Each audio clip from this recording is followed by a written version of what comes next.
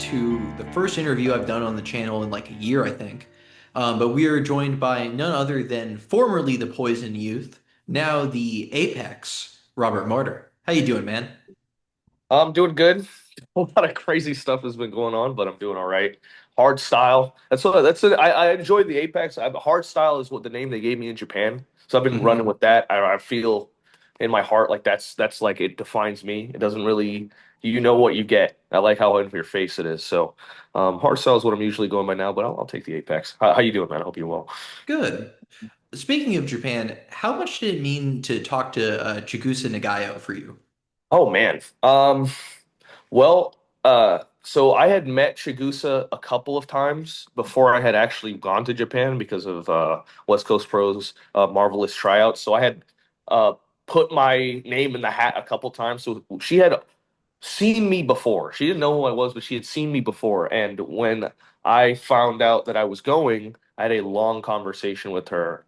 And one of the main reasons she had decided that she wanted me to go is because she could see my passion for wrestling. And Hmm. like it's crazy because you think of somebody who's like done it for so long, has like no, she's not jaded about it at all. She's Hmm. just like a kid again when it comes to wrestling. Like there's a part of her that's like obviously strictly business, but like majority it's like extremely almost like in a childlike energy of excitement about like the music, like the magic of wrestling is like super within her. So like getting to talk to her and getting to like learn from her was really good. I didn't get to see her all too often as far as the training aspect, but whenever I did get a chance to speak to her, it was always amazing stuff. Going to your like tour of Japan in general, I wanted to ask, your favorite venue you got to wrestle in during that? Because like you obviously did Kurikan Hall, I believe, Yes, I and did. you were at one point in the Shinjuku Face Arena, That which is was sadly yeah, closing soon. dude. I'm wondering what you Shinjuku enjoy the most. Probably Shinjuku Face, dude. Shinjuku Face was awesome. It was so much smaller than I thought it was because look, I'm obviously a nerd when it comes to this stuff. So I used to watch like all these shows that would happen. I knew it was a small venue, but from certain angles, it looked a lot bigger. It's really small. It's really, really small. Um, Shinkiba First Ring was awesome too. I like Shinkiba First Ring. I think that was my honestly, as far as the energy in the room, definitely Shinjuku Face, but Shinkiba First Ring was like it just had this aura about it that it was like, oh man, so many shows have happened here. And that's where like the main marvelous like venue was. That's where they all did all their like, main shows. And I really liked how it was set up, the audience, the locker room. Um, as far as honestly, Shinkiba had like really good energy too, especially on those big cards. I would watch Takumi go at it, or like Sora and Senka have a really good tag match, and they would go crazy. So it's probably a tie, but if I had to pick one, I'll say Shinjuku Face was really really cool. I liked that venue a lot. It crushed me when I saw they were shutting it down I don't know soon. why. I don't know why it's on. I don't understand. But man, what a sick venue. How long it's been going. It's been going for like 20 years. So, maybe they're tired of it. But And I always get happy when like not just pro wrestling, but you'll if you're like, like me, a big fan of like Japanese MMA as well, or kickboxing or something like that, and you'll look and they'll randomly have run a show in Shinjuku, which is just I saw the they had like a coolest. K1 belt.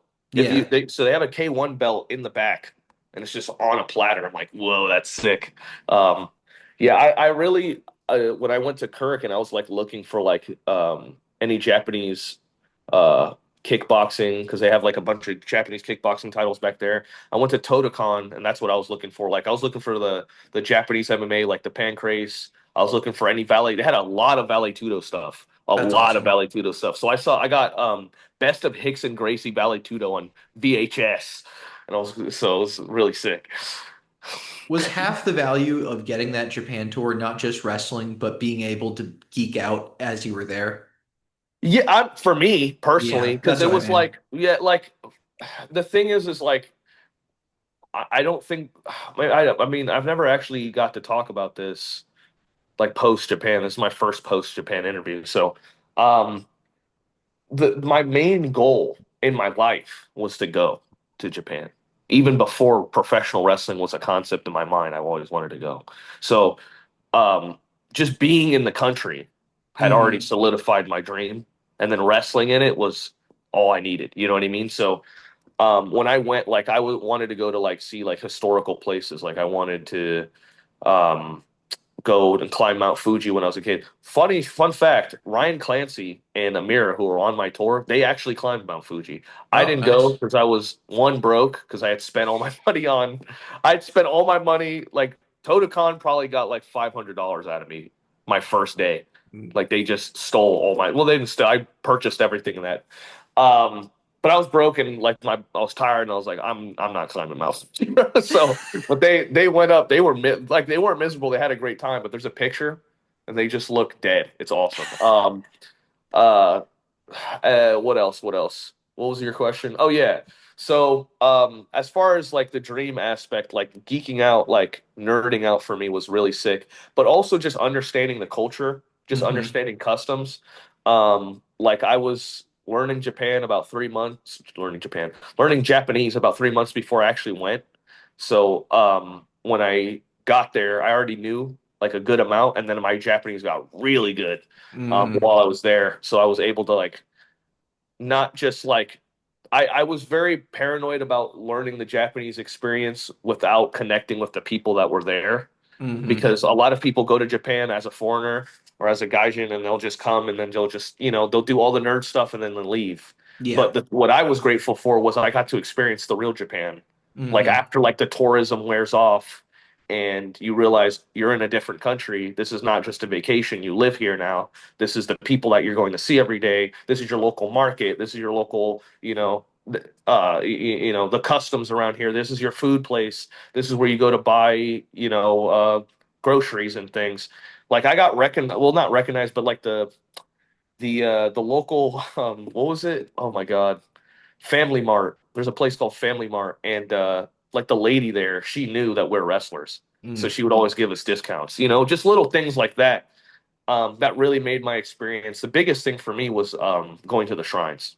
That Hmm. was very like emotionally, spiritually, like it changed my life. And I'm not a very spiritual person, but after that, like I I remember I was having a really rough time in Japan. I was my first month. I couldn't find my footing. I didn't understand what was clicking, and like, I was just nervous about every match. Like I would have legitimate panic attacks before some of my matches because I just wanted to do well and I was scared that I was failing. Because I was pretty much an experiment. Ryan Clancy is one of the best wrestlers in the world post Japan, but even before he was one of the best. Amir is one of the best women's wrestlers. Titus Alexander, what else can I say about him? He's amazing. But I felt like I was, Johnny Robbie as well. I always felt like I was kind of the odd man out because I had done a lot of cool stuff, but I Hmm. didn't feel in my head that I was on par with those guys just yet. So I felt kind of the odd one out, and I felt I needed to prove myself more. And I just could not get it. It wasn't clicking for me. My matches didn't feel like they were clicking with the audience. But I did. I went to that shrine, man, in Harajuku, and it was just the most peaceful, calming thing in the world. It like legit something in me changed. To this day, I don't get anxious as much anymore. So yeah, That's awesome. So you participated in a lot of six mans over there in Japan, yeah. as well as some scan other like regular tags, I believe. What was the favorite bout you had? Um, man, I gotta remember them. Oh yeah. It's been Also, what quite was it some like time. getting to wrestle Shuji Kondo? And shoot, okay, so I was in the okay. Speaking of Shuji, listen, man, I keep professionalism at all times. At all times, I keep professionalism. I've realized that these are my peers. At the end of the day, these are not just people I watch in wrestling, but like people that are now equal to me because I'm. That's how they treat it out there. We're in the same locker room. We're equals. But when I saw Shuji Kondo, bro, I had to walk away. I was like, oh my god, bro, that's the man. That's the Yeah. guy right there, dude. That's like I was like, dude, there he is. You know what I mean? Hmm. Um, and the fact that I got to, we only did like we probably shared the ring for maybe 15 seconds, but it was the Yeah. best. It was awesome. I didn't care. I was like, as long as we get to like do something. Shuji was awesome. Very funny guy. He's hilarious. Uh, he's like deceptively small and big at the same time. Like he's not as tall as you think he is, but he's like massive. Does that make sense? You're like, No, oh, you're yeah. I mean, because yeah, you look at a guy like Shingo Takagi, right? Who is yes. clearly like 5 feet tall, but he's also 10 feet wide. Yeah, Yeah. yeah. Like I thought I in my head because he does all the big man spots. Just watching, Hmm. I was like, yo, he's got to be like I don't know, 5'11", five Hmm. eight, around that range. He is not. So, yeah, that dude, he's a man. She's awesome. Oh man, fuck, I miss Shuji Kondo. Uh, who else was back there? Fuminori Abe was sick. He's a cool guy. I like He seems Fuma. completely insane because Dude, I interviewed Yuki Ishikawa on the channel, yes, and I asked him about what it was dealing with the astronauts, and his only word for Abe was just that Abe is crazy. crazy guy. Yeah. Yeah, yeah. I didn't get to hang out with him like I wanted to because we were supposed to go out, but he was busy. But really funny guy. See, he knew what's crazy was he knew who I was. Oh, that's That's what awesome. fucked me up. He was like, Roboto Mata. I'm like, oh shit. What the fuck? I was like, all right, what's up, bro? Dap up. Bro, dapping him up, bro. He knows. He understands. He's got the dap. He's got it down. That shit made a clap. Dude, that was awesome. What was, oh yeah, the six mans. Yeah. Probably if I had to pick, I'd probably say my favorite one was hmm, probably the one where I went against Dragon Lee. I'm trying to remember which one that was. I think if I'm correct, it was me, Titus, Ryan, Saxton, and then yeah, me, Ryan, and Saxton, I think. And then there was oh my God, it's killing me. I'm forgetting his name. He's a British dude, but I can't remember his name. And then it was it's the two British dudes. There's two British dudes, and I think it was more than a six man. I think it was an eight man. That was the last. Yeah, that was my last. It was not a six man. It was an eight man tag, and it was my last match for Noah. Yes, it was Hmm. my last match for Noah, and Dragon Lee was in there somewhere. Hmm. His brother was not in that match. His brother was on it. Was wrestling somebody else. But I do know that the ace, not of Noah, was in there too. I'm just losing all their names right now. He kicked Okada in the face, and Oh, why now you got me. see now you got Yeah. see what I'm saying. I swear Yeah. we know these people. Well, Yeah. it'll come back to me in a second. But Yeah. yeah, no, Muto's protege, whatever his name is. I Yeah. I Why am I I? don't. Yeah, he's awesome. Why am I? Yeah, I don't know why I'm blanking on his name, but we're in the middle of this interview. It's going to come back. Just, Yeah. but yeah, well, there was that match, and I really, really, really, really, really, really, really loved that match Kato because Kiyomiya. yes, yes, Kiyomiya. Kaito, One of the Kaito, best like younger Japanese wrestlers on the yeah. exactly. Yeah, so it was all of us in a match, and dude, it was awesome. Truly, it was awesome. Like I loved that match. Getting to share the ring with Kiyomiya, who's like, dude, come on, man. One of the best in the world. I also got to share the ring with Kitamiya, which was the big Hmm. the bigger boy. Oh He yeah. threw my ass around. He is horribly, scarily strong. That was actually the same match I was in the match with Shuji Kondo and they were teaming. So I always say on this channel, I like my wrestlers more horizontal than vertical. And yeah, obviously that extends to luchadors, and we can talk lucha later because you gotta love robust. your yeah, you need your horizontal luchadors. But Yeah. yeah, Kinomiya, what Dude, a scary dude. watch for all my fans out there, watch 2014 Shocker. The belly on that man, it's peak. So good.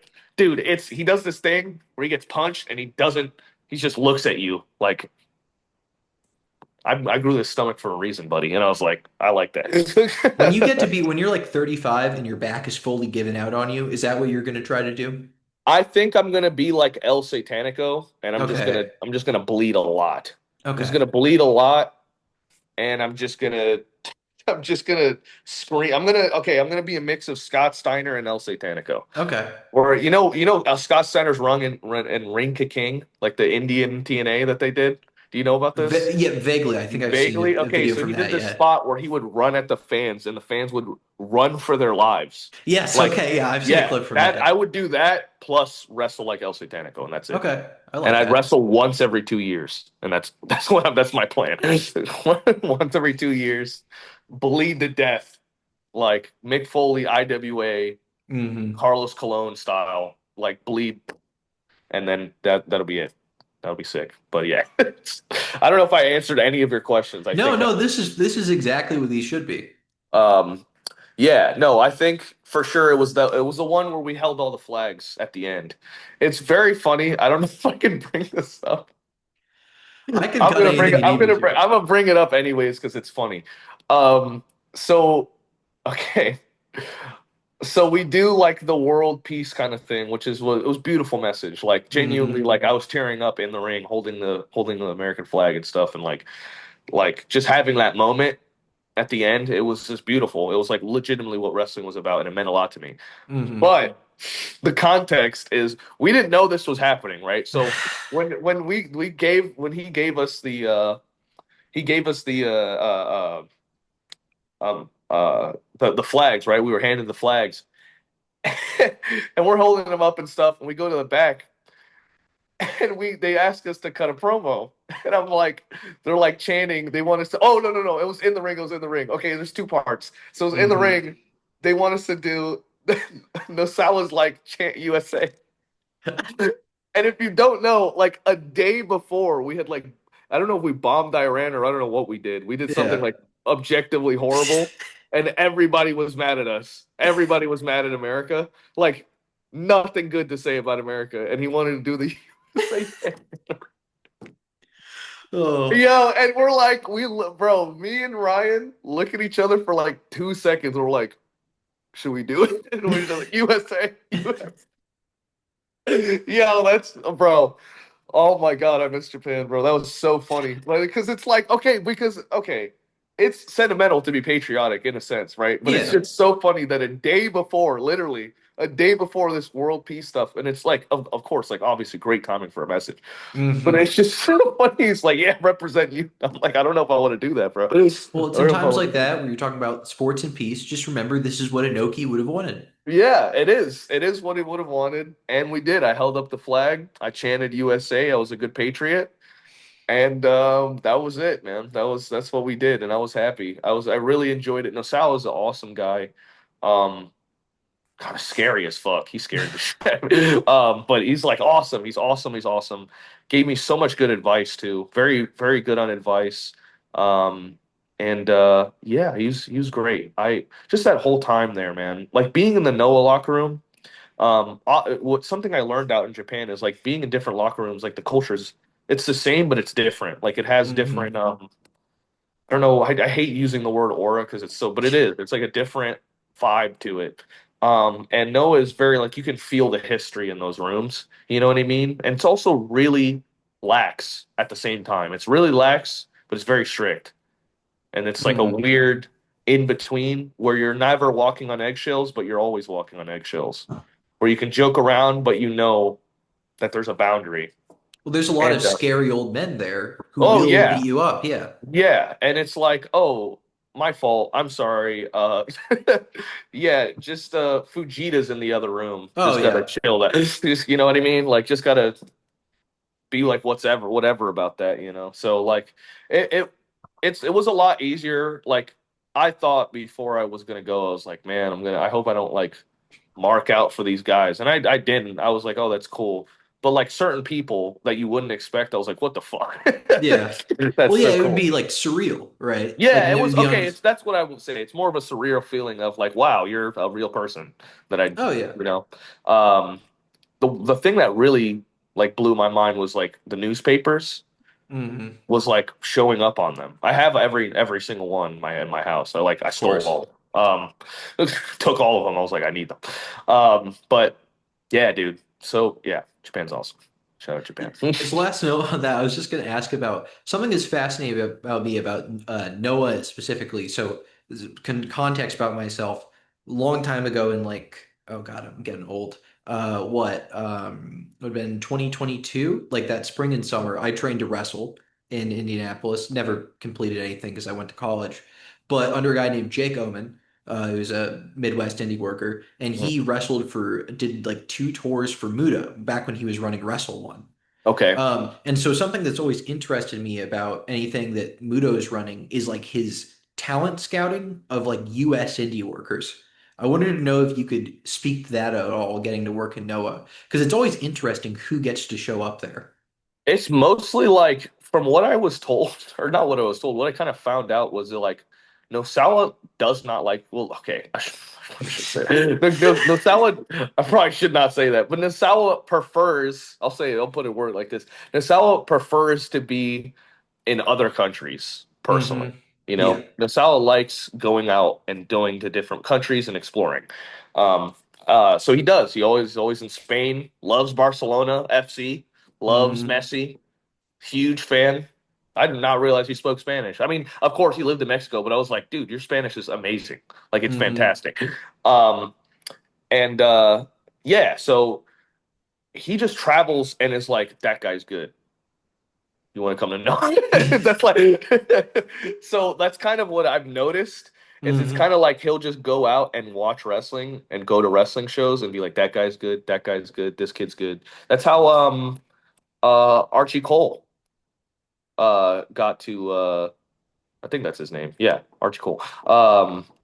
Got to Noah was like he would from what I've been told because Archie was really cool to me, like super cool guy, super talented too.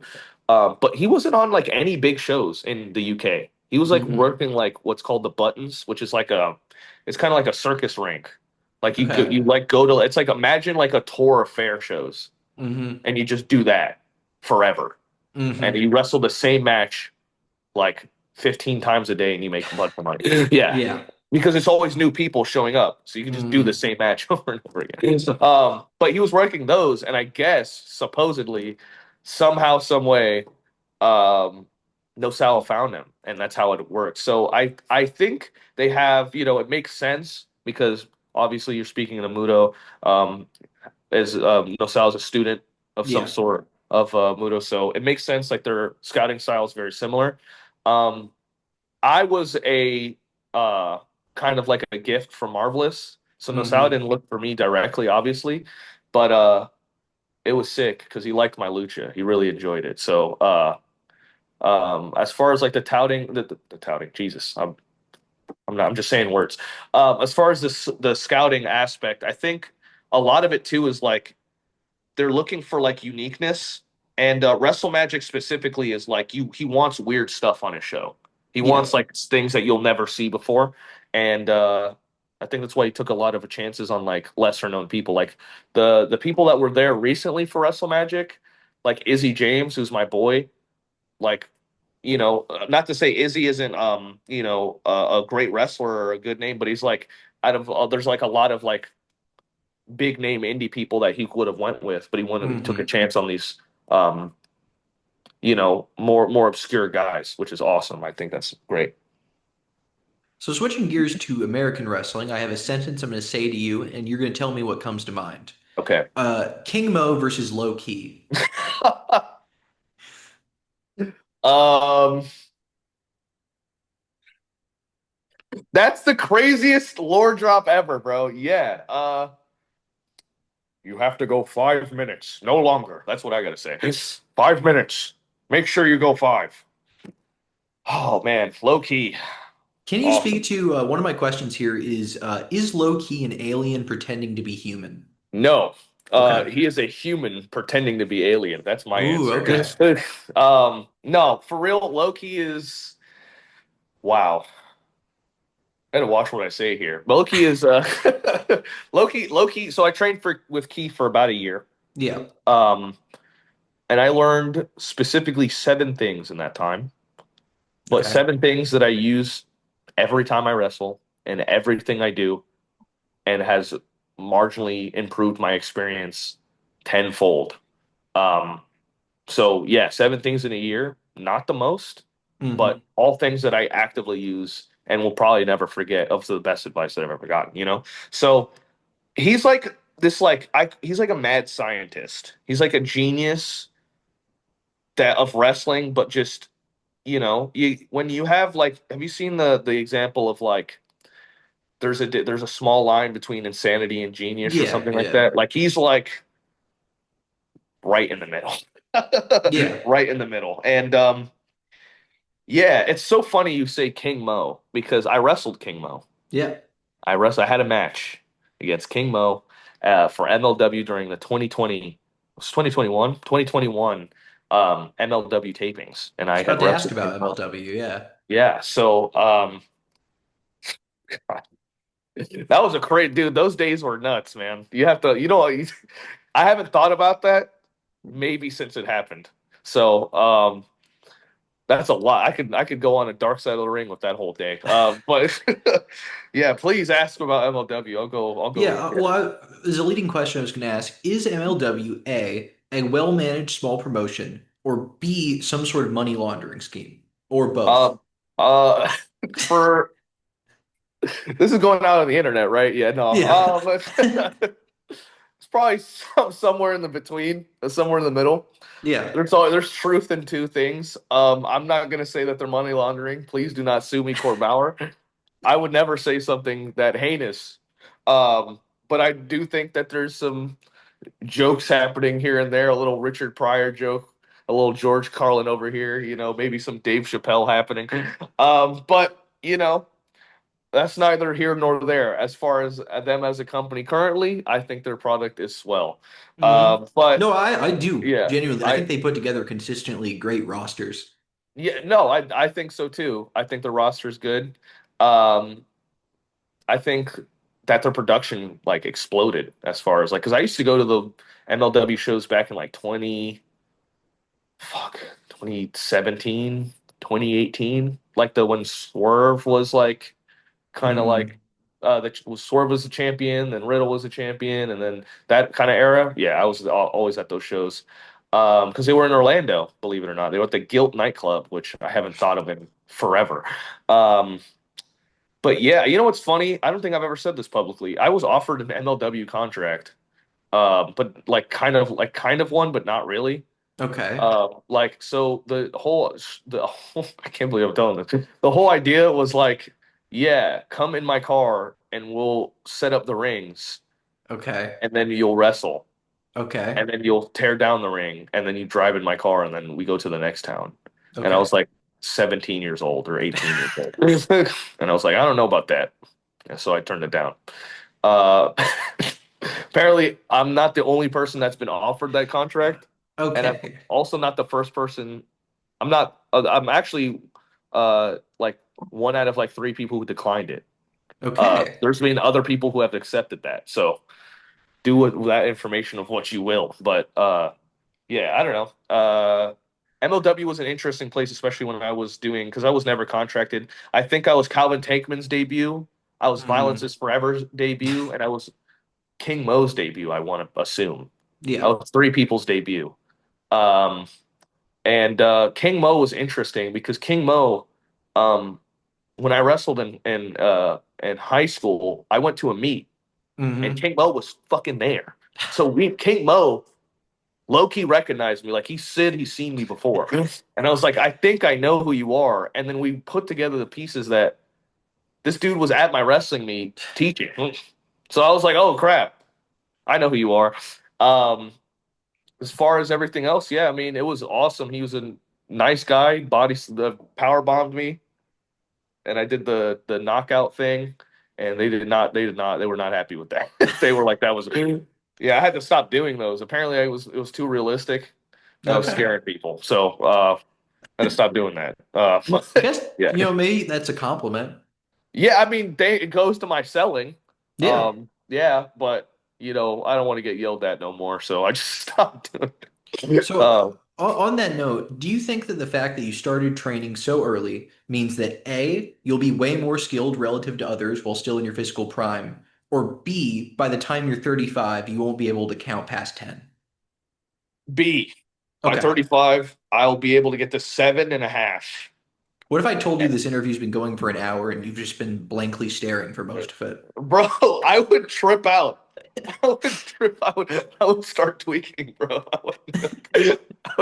I just wake up and it's like, Yeah. Robert, you ready for this interview? I'm like, dude, that's awesome. No, I'm sure the CTE's already kicked in. I'm Okay. sure I'm 25. My frontal lobe is finally closed. Um, Yeah, I'm sure. I mean, dude, okay, this actually happened maybe like 50 minutes ago. I Yeah. was I was doing the dishes And I don't know why I it didn't register for like 5 seconds. So I put the soap down and I was cleaning a spoon, and then I grabbed a cup and I started cleaning the cup with the spoon, and I didn't fucking realize it until I looked and I had a spoon in my hand, and I was like, these are the signs. Hmm. It starts today. No, I think it's okay. So to seriously answer your question, I think I'm very grateful I started at the age I did. I do think it sped run a lot of like my opportunity, which was great for me. Um, I'm also in like this weird paradox where I'm young and old at the same time. Hmm. Um, I like the my main weird thing was like I was like 19 in the business, and I was like 7 years in. Oh yeah, no, And I was like, so I'm 22, right? So yeah. it weirds me out how long your career is and that you're not that much older than me when I Dude, like okay, doing so my research for cage this. match is wrong. My Okay. cage match says I debuted in um like 2018 or 2019 or something. I had my first match in 2015, bro. Yeah. And my first match when I had just turned 15 years old. It's Lit or insane. no, sorry, not 15. I was like it had been the end of it was March 10th, Okay. which was my wrestleversary. So I actually am. Whoa! I just realized I'm 11 years in now. What the fuck? I completely forgot my wrestleversary. Um, March 10th or March 20th. It was one of them. Um, and it was the end of like the start of the new year of 2016, and I was 15 years old. But I had trained a year before then, so I Hmm. trained for about a year, and I had my first match the year after, and I was like 15 years old. So I've been wrestling consistently for about 10 to 11 years and I never stopped. The only time I was injured, I was out for 4 months and I still wrestled that year. So I've never had a year where I've never wrestled since I was 15 years old. And like, So your dude, body man, feels even, great. oh, I'm doing awesome. I'm in pain constantly. I went to a hardcore show yesterday. I got to see, Contention and Domain, and I literally two bands had passed, and usually I'm chill past two. The first band, I was like, all right, I'm good. I'm sitting now. I don't feel good. But yeah, my what's crazy is my body just catch up to me probably like after Japan. Like as soon as I left and came home, I was like, I did take like a month and a half off. I was like, I'm tired. Wow. Yeah, which is crazy because Ryan just went full ballistic, like full speed ahead. I was stuck in lame ass Florida. But yeah, uh, I don't know, man. I'm young and I'm old, and I think that was the Hmm. weirdest dichotomy. Was like I was doing seminars at 20, Yeah. which is like unheard of, and I felt wrong doing them. I should have really done them earlier, really squeeze the money out of these people. But I asked my trainer, I was like, should I be doing them? Like I need some extra money. I don't know if I should. I feel wrong asking her, like, bro, you've been wrestling for 10 years. It's like, yes, you should do them. Hmm. And I was like, oh shit, well, I guess so. So yeah, I just started doing the seminars and teaching wrestling, which is it's funny because I really, really enjoy it. I really, really enjoy teaching wrestling. I think that's like what I want to do after I'm done is like teach wrestling. Um, When you're being a done at trainer, 30. yeah, when I'm done at 30 years old. Dude, low key, that might be the move. I used to say, no, I'm gonna wrestle till I'm 50. I don't know, man. I don't know. I don't know about that. It's starting to hurt real bad. I gotta stretch more, I think. But yeah. Going to, yeah, because we're jumping around here. My Yeah. apologies. My questions are scattershot. How did Oh, doing COD at a young age, like as you were training, affect you as a wrestler? dude, it's so sick that you asked me about that because, like, I'm gonna be honest. I used to be so embarrassed of that shit. Like, so embarrassed. Like, I actively, okay, this is real lore. This is real lore. So I actively would, like, accept more matches that I knew I wouldn't get paid just so I would have footage and it would, like, cloud my algorithm on YouTube. Because when you looked my wrestling name up, it was just my call matches. So I couldn't ever tell anybody, yeah, look me up on YouTube. So I would just Hmm. take matches just so I could like get that shit down. Um, You think you finally escaped that? Yeah, I think I'm, dude. It's kind of, you have to look up Robert Martyr call now to Oh, there you find out. go. There it is. I think And I did. shout out Minoru Suzuki, dude. He's the one that got me out of that. I'm eating a fortune cookie. Hope you don't mind, but Oh, I did not. This is not a professional this is venture. yeah. Um, uh, I think it because I used to do highlight reel, which for those who Hmm. are uneducated and swines, no shit. For those who are uneducated, basically like you're trying to simulate a real match as realistic as possible. It's not competitive. You're not just two guys hitting finishers on each other. You're trying to simulate a legitimate match, and there's a way to play it, like online, and then there's like a highlight reel where you can like there's a feature where you can edit the clips together and stuff. So I used to do that, and you have to write the spots. You got to write the script and all that. So I would do that, and man, dude, so sick. Like at the time, I was cooking, bro. I still have this one match. I have it in my Google Docs. It's this one match. It's like 50 minutes long. Oh my God. Yeah, and I never got to. I made like 25 minutes of it, and I just gave up because it was so hard. Um, and yeah, as far as like giving me advantage, I knew how to. I feel like I had. I won't say I knew how to call a match, but I knew enough to where calling a match became like that for me. So by the time like I knew how you're supposed to sell. I knew Hmm. I knew like certain move ideas I wanted already. But with like the mechanics of it and stuff, not just like, oh, this is a move I want to do, I'm gonna try it. Like I knew how to do it. Like I knew you have to hook here because you're watching these animations Hmm. every day, all day for as much as I played the hell out of what 2K15, 2K16, 2K17, 2K18, all the way to 19. That's like 5 years of my life where I was just playing these games and like simulating and stuff. So, um, definitely would say it gave me a really good advantage, a really good understanding of like Robert Martyr came from Call. Yeah. Like that name, I had a character named Bobby Maverick, and one day I was in a party with my friends. Like, what's the evil version of Bobby Maverick? And my friend said Robert Martyr, and I was like, that's hilarious. And Robert's my real name, so I was like, okay, I'm gonna put that in my back pocket. And funny enough, when I had my first match, you know what my first wrestling name was ever? What is Tiger that? Youngboy. That was my Okay. first wrestling name ever. It wasn't given to. It wasn't. I didn't pick that. It was just given to me. It was That like you're sounds like Tiger a Youngboy. Japanese guy who would be wrestling in like 80s World of Sport, the game name they would give them. Like Sammy Lee or something like that. Like Quick Kick Lee. That was Kung Fu. Sayama. Oh, Yeah. yeah, yeah. But yeah. So I was given that. I was like, okay, whatever. Um, and then eventually I upgraded to well, I was gonna get a real match because it was like a squash or whatever. And I went to my trainer. I was like, "What do you think about the name Bobby Maverick?" And he was like, "That sucks." And I was Yeah. like, "Okay." I was like, "Well, what about Robert Murray?" He's like, "That's better. Here, good, fine, sure." Um, and then it just stuck. But there's kind of like two lores because like at first like I didn't have an idea for it, and I was like, "Okay, I'm gonna switch my name." And I started wrestling under a mask because, if I had a bad match, my trainer did not want that to fall on me. So he gave me a mask gimmick called Pegasus Dark. It was originally El Pegaso Negro, but I changed it. Yeah. Yeah, it's just, and then it was El Pegaso Negro. Then there was El Pegaso de la Muerte, the Pegasus of Death, and then I changed it to So Pegasus the Dark. common theme here between your names is that they sound like a 12-year-old came up with them? Yeah, yeah, Okay.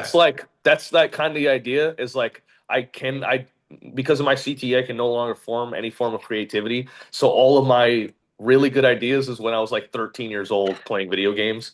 And I'm like, "Oh, that would have been sick." And I'm like, "Oh man, dumb brain can't think of idea. What idea now?" And then I look and it's like, "Yeah, Pegasus Dark. Sick name." But I Hmm. wanted to be kind of like another Pegasus guy that in Japan he just went away. That Hmm. guy just went away. He didn't do anything after that. He was like a wild Pegasus, and then he just went away. Oh yeah, no, just Just no went idea away what. after that. Yeah. Yeah, he just stopped wrestling. He retired. So I just wanted to be like that guy. Hmm. And so I was Pegasus Dark, and then I technically broke my neck in a way. So Okay. I fractured the corner of my C5, and it was like a fracture. It was like a full breakage because I would probably be paralyzed. Um, and then they were like, it affected my back or whatever, so I had to go to the hospital and stuff. It was in training, and they, my dad was like, "So wait, what's your wrestling name again?" I was like, "Well, I was gonna do Robert Martin." He's like, "Well, you became a martyr today for wrestling," and I was like, "Damn, really?" But I really sat there and thought about it. I was like, "Yeah, I literally could have fucking died Yeah. because I broke my neck. I literally should have died." And the the nurse, not the nurse, it was like whoever the doctor was, the other doctor, whoever the second doctor is, the specialist, he came in and was like, "Yeah, do you do like any type of neck exercises or anything like that? Like, do you do athletics?" Like, "Yeah, I'm a wrestler." I was wrestling in high school at the time too, so they wouldn't have us do neck bridges and stuff, and I would do them all the time. Turns out that like saved my ass because like my neck actually got big enough to where it swelled up and kept my vertebrae into place, so it wouldn't snap fully. So wrestling quite literally gave me a second chance at Oh life, man, man. yeah, I've been grappling for years at this point in the neck bridges. Those motherfuckers, I've been Which is spiked on the head and like walked it off, and you realize at that point that that neck strength helped. which is crazy because they're like objectively not good for you, but they No, yeah. work. Yeah. They work. So it's like might as well. I mean, look, do you want to be able to get slammed on your head and not care, or look like Michael Keaton turning around like this all the time? Pick Yeah. one. You know what I mean? It is funny though, because like I'll go to jujitsu sometimes and like flex the neck bridge, and they're like, "That's stupid. Why would you do this?" Like, well, dude, you guys don't know ball. That's what it is. You guys weren't there back in the dojo. But yeah. Feel free to All skip right. this question if you'd like to, but did a Booker tell Anthony Henry to kick your ass?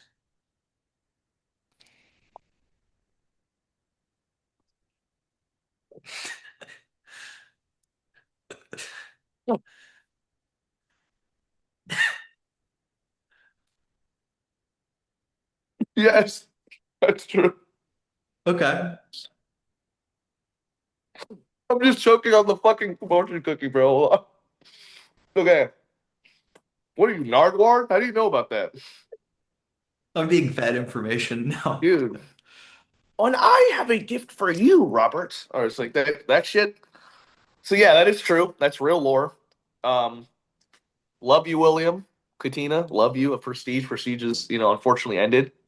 And now that's ended, I can drop this. That is true. Um, the story goes is that he wanted to like put me through the ringer and test me. Because I would talk a lot of shit on Twitter and be like, I'm the young guy and blah blah. And I started backing it up and proving myself and shit. And Davey Richards was a really big fan of me, and a lot of people were really like giving me props. And he thought a good match for me would be Anthony Henry, and I watched Anthony Henry wrestle a lot of people when Evolve was happening. I was a big fan of him. He wrestled like Darby Allin, Fred Yehi, like all those guys. So I would watch him a bunch. So it's like, okay, sick match.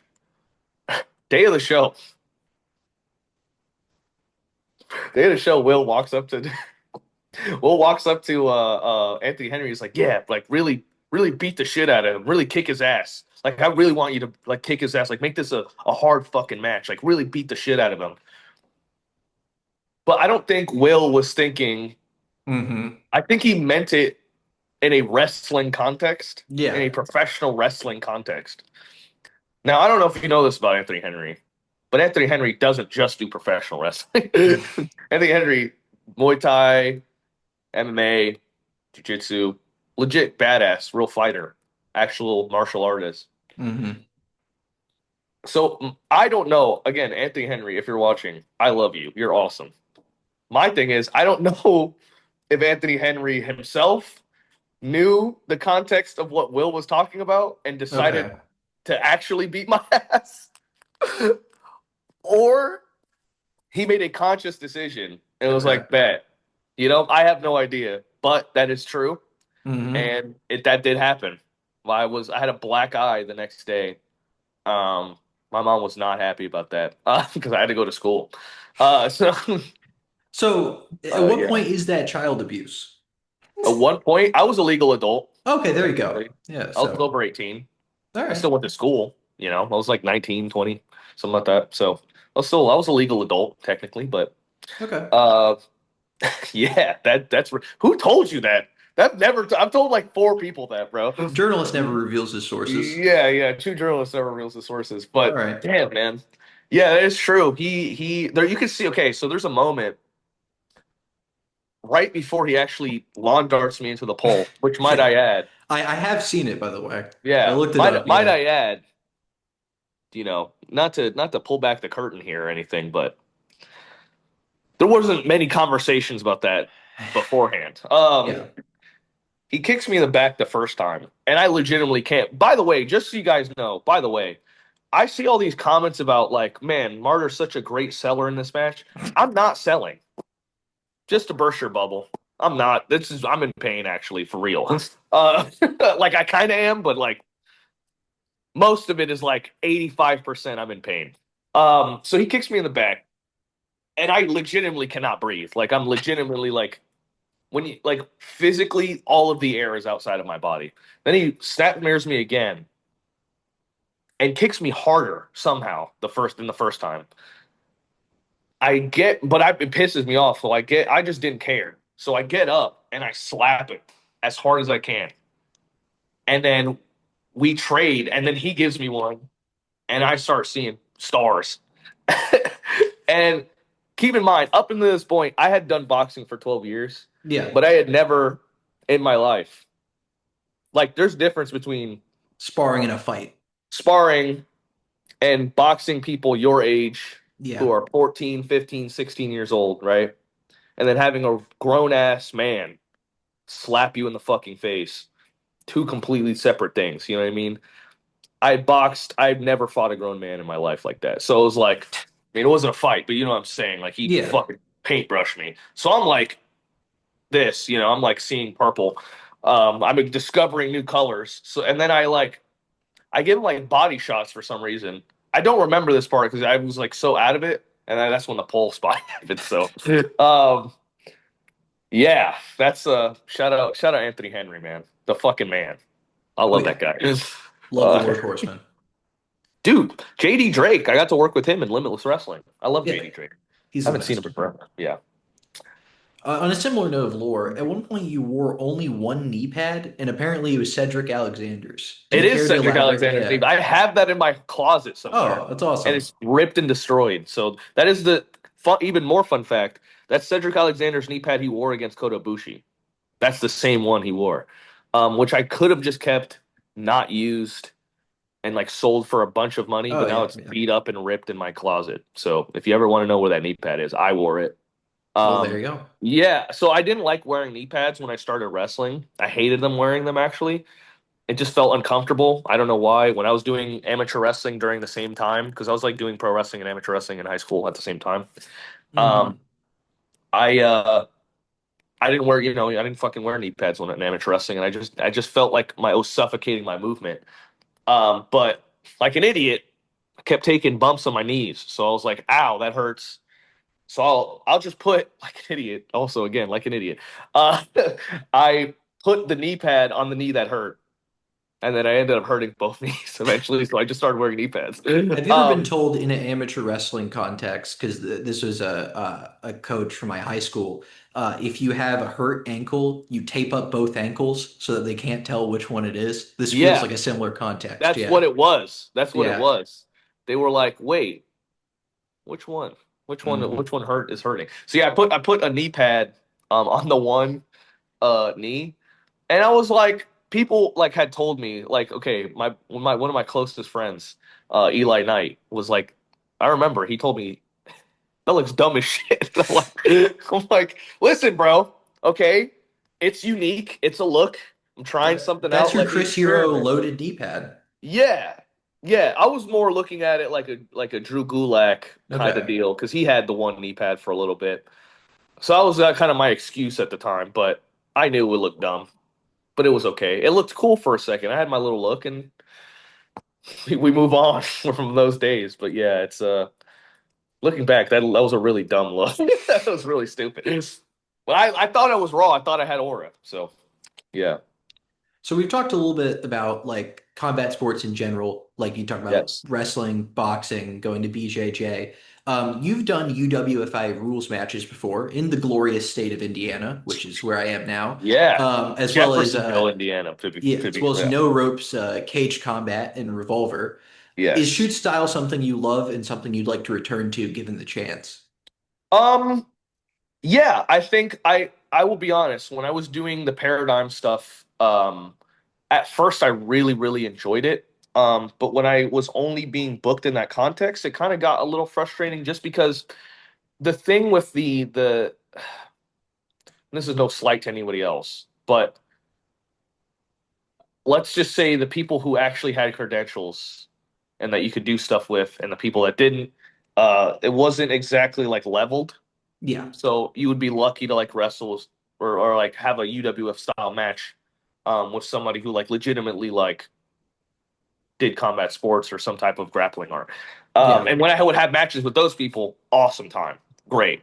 Um, Not it was a little bit more challenging because obviously we're trying to simulate fighting, and if you didn't do that, it's really easy to tell.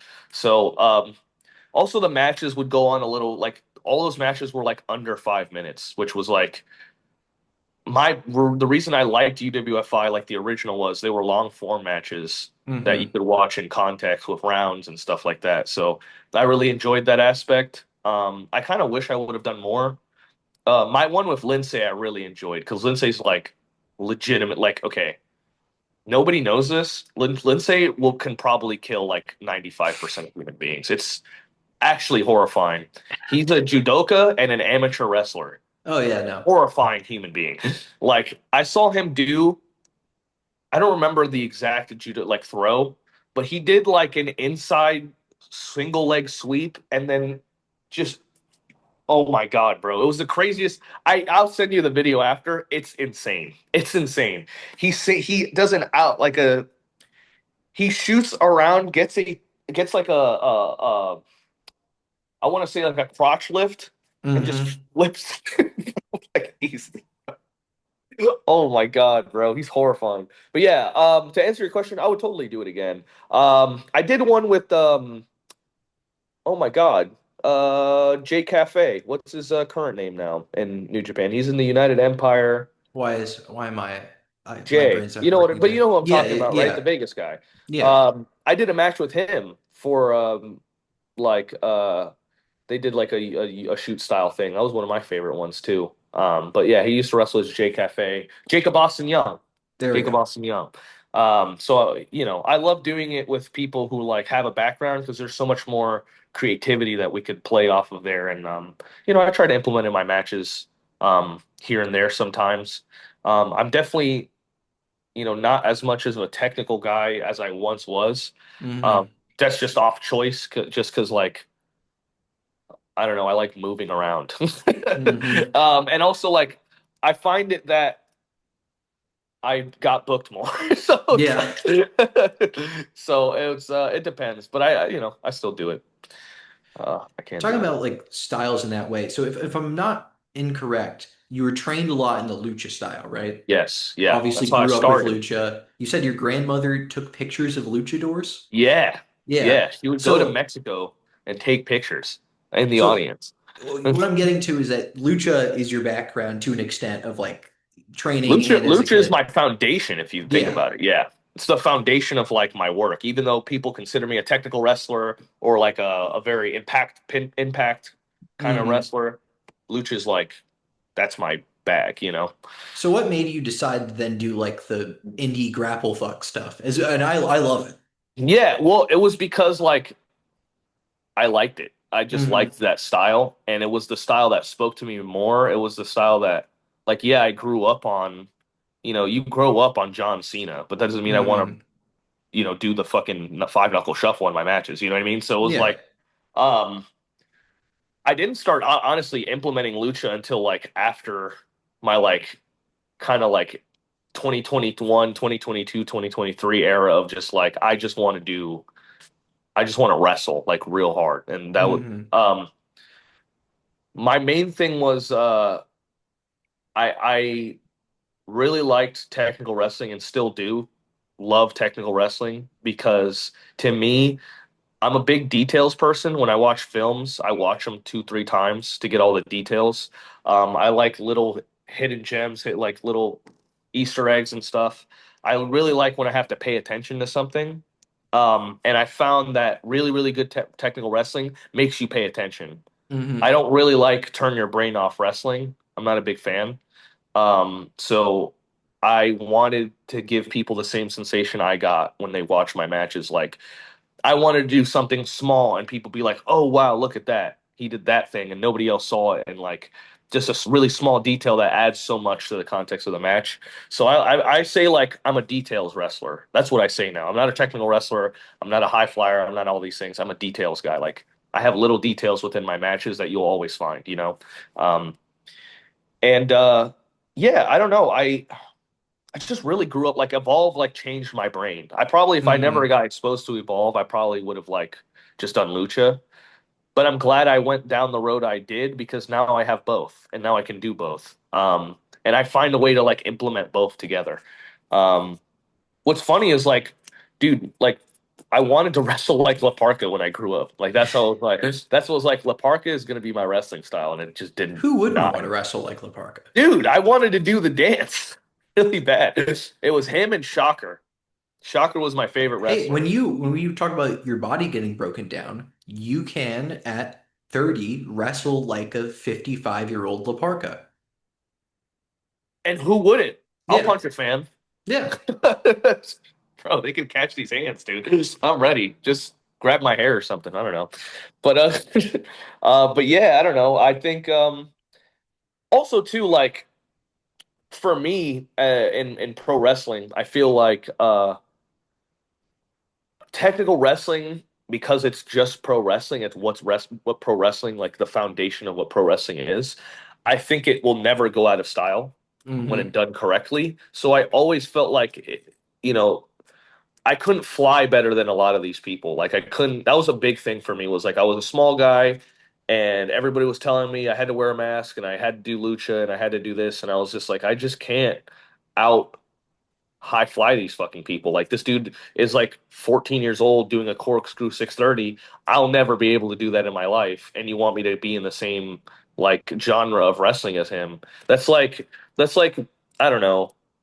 That's like being in the same genre like same like record label as like Jimi Hendrix and you're playing the same similar music. It's like why even try, you know? So I Hmm. wanted to be so opposite of that that I think I just went the totally opposite way. But yeah. That makes sense. Sort of looking towards the future, you've scaled back the amount of wrestling you've done this year. What does the future of Robert Martyr look like? What asked me in 6 months? I don't Okay, know. yeah. Yeah, I have no. I'm gonna be so real with you. I don't know. I don't know what the future holds for me at all. I'm kind of in my wrestling career. I've always looked at wrestling like 2 or 3 years ahead. Hmm. Always. I always tried to plan out everything, and I think everyone who's an independent wrestler currently um, at least who has been wrestling in the past 4 to 5 years, can say the same. Is that you're always trying to plan like 4 or 5 months ahead of your bookings and stuff. Now I'm just going like month by month, man. I think I've been foot on the gas pedal 100% wrestling as much as I possibly can for 10, 11 years. No breaks. Like I never went to prom. I never did all of those things. Like I didn't go hang out with friends. I was training. I was in the gym. I was watching wrestling. I was playing video games about wrestling. I was like You're doing mastering all the of that. blade. Yeah, dude. That's literally sharpening the blade. And it's just like you do that for so long and eventually you just need to just take a second, and smell the flowers sometimes. And I have no interest in retiring. I have no interest in being like, oh, I'm not getting booked, so I'm just gonna fucking retire, I guess. Like, and dude, for the people that do that, I don't blame you. Like, it's Hmm. sucks right now. But for me, like, I enjoy wrestling. I just enjoy being a wrestler. So I'm going to continue to do that until I don't enjoy it anymore. And I mean, I had like I have a lot of cool stuff announced. I just had a two-shot weekend. I wrestled Amira and then Cole Rivera, the one of the DOA champions, got added to that match, and I wrestled a young guy named I forgot his first name, but his last name's Thornton. He's a cool kid, dude. I liked him. Um, and I used to wrestle, man, like 4 or 5 times a week sometimes. I remember, dude, 2022, 2023, dude, it was bad. Like I was living at the airports at Well, times, and I you loved did it Minoru Suzuki and Thatcher in the same week. in the same week, bro. And it was like, what the hell? You know what I mean? I couldn't believe it. And then I had Garcia and like Davey and like a lot of great matches. Um, and like, look, man, like, dude, I was doing that. Those matches were what, 2023? I was 22 years old. I was doing that at 22 Hmm. years old. Like those are matches that I probably should be getting now. You know what I Hmm. mean? Like in hindsight of like usually when you get those type of opportunities, like I was kind of an early bloomer, and I think a lot of people can agree with that. Um, but look, man, like I'm as far as what's next, like I said, I have a lot of cool stuff announced. I'm gonna wrestle Toxin Boy for Lucha Memes at Mania weekend. I'm going to wrestle. I just got announced today. Barbaro how do you say his last name? Canadivio. I was gonna say your Canadivio. guess on the Spanish is gonna be better than mine. Yeah, it's just uh Carnivaro or whatever. I don't know. I have to look at his name because it's an I. There's an I in there. But Barbaro, I've been watching that dude for literal Hmm. years, like years and years and years and years and years. So I'm gonna call my grandma after this and tell her, because she'll pop huge. She's like the biggest CMLL mark ever. She loves CMLL. Bro, she's in. When I tell you she's in love with Sobrano Jr., it's bad. Well, I thought we all were. No, but Okay. my grandma is or it hurts me sometimes. It hurts me because it's like you can't be talking to him like you're my grandmother. You can't talk like that around me. You're saying some R-rated stuff around me about a man that is 50 years younger than you. Anyways, but yeah, I don't know. Yeah, I'm wrestling Barbario, I'm wrestling Toxin Boy. And then after that, I don't know, man. I'll probably have really some really cool stuff down the line. Right now, Pandemonium. Shout out Nick. Shout out Hard Editing. That whole company. Like I was doing the booking for them during Mania weekend last year. I pretty much booked the show, kind of. Me and Hart kind of did it, and now I'm not part of it anymore. On as far as like the booking aspect or any terms of the company other than strictly a worker, Hmm. but seeing Nick giving me those opportunities and believing in me, really appreciated. Because I've been wrestling a lot in Florida, which is something I never do. But I think my plan right now is to like show out in the opportunities I'm given and show people that I'm like still here, still good. And once I show out in those opportunities, I'll start going crazy again. Like I kind of just want to prove to myself, like, hey, I'm still here, bro. Like just because I don't wrestle just as much doesn't mean I'm like lesser than a competitor. Like I think I'm still the best in the best shape, the best I've ever been in the ring. Like I still am hungry as fuck. So yeah. That's good to hear. As just a closing question, I ask this to everyone I interview. What's the perfect sandwich look like? This is a deeply philosophical question. This is a really deeply philosophical question because it depends what type of sandwich we're talking about, depends where the sandwich is being made. Give me some more outlines. Are we talking about any type of sandwich, Any bologna, type like of sandwich. any Like type of when I sandwich? asked Eddie Kingston, he talked about when he'd go to a bodega and he would get chips and a sandwich separately and he'd put it together there. I Okay. think Josh Barnett's a weeb, so he was talking about a Japanese sandwich. I can't remember, No. but So it's I'm open-ended. I'm gonna have to go with a bodega sandwich. Okay. I'm going to get pepperoni. You get Lay's chips. So I'm agreeing with him. If you get the sour ranch, Hmm.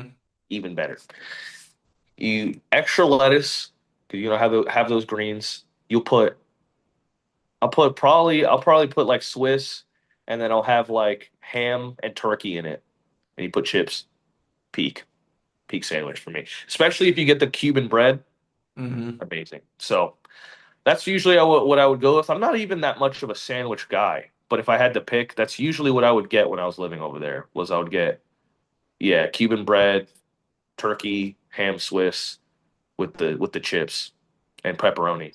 That shit was fire. So yeah, perfect Good sandwich. answer. Yes. Well, I don't have anything else, so thanks for coming on the channel, man. Thank you, man. It's been a year in the Yeah, making something like that. since I almost died the first time, and then went on a whole crisis.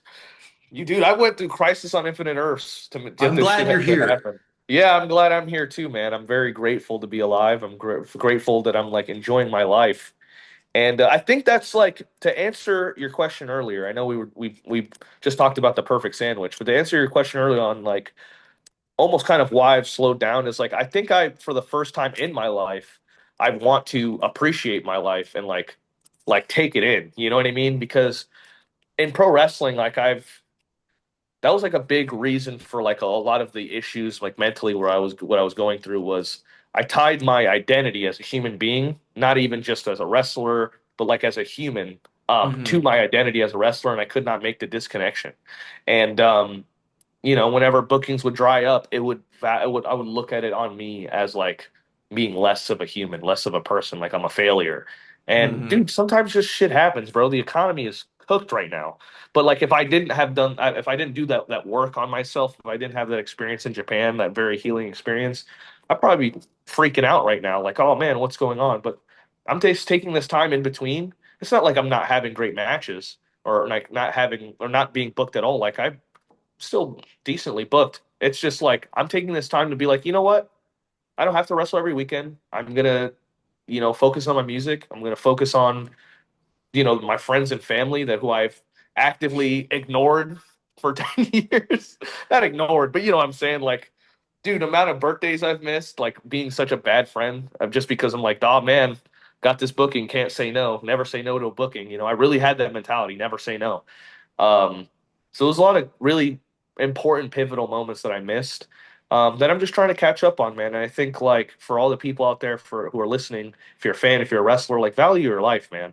You got one. Value your life, whether that's doing something that you love or having a pastime. Like even for me, like doing grappling now has been really calming. Really, just I do it for mental health, man. Like that shit so calming. Like after a really good roll, I feel great. You Same know how, here. I mean, yeah, you know how it feels once you get like a really, really good roll in. You're tired, but you're energized. Even You if you get go, your ass beat, it feels good. yeah, dude, it feels great. I love when I'm bro. I always, there's a dude in my gym. He's like a 6'5", jacked, bald dude, tats all neck down, tatted up, power lifter, hardcore guy, brown belt, whoops my ass every single time. But I got a single leg on him like 2 weeks ago, Yeah, you remember that. bro. Every time he submits me, that's for that single leg. I knew I drilled it in his bro, bro. I drilled it in his brain. Though I'm not gonna lie, biggest pop of the day. Biggest pop of the day. You have to keep in mind, right now I'm like 165. I've dropped some pounds. That dude is legitimately like 235. And I did a low single, and he sat on his butt, got immediately up. But the fact that I even took him down was like, holy shit. So yeah, man, thank you so much. I really appreciate you. I love your questions, by the way. You got to ask more curveball Nardwar questions. That is awesome. Dude, the one with the low key King Mo shit got me, bro, and the Will one really got me too. That's awesome. So thank you. This is my favorite interview I've had in like years. So thank you so Hey, that much. means a lot. I appreciate you, man. Thanks.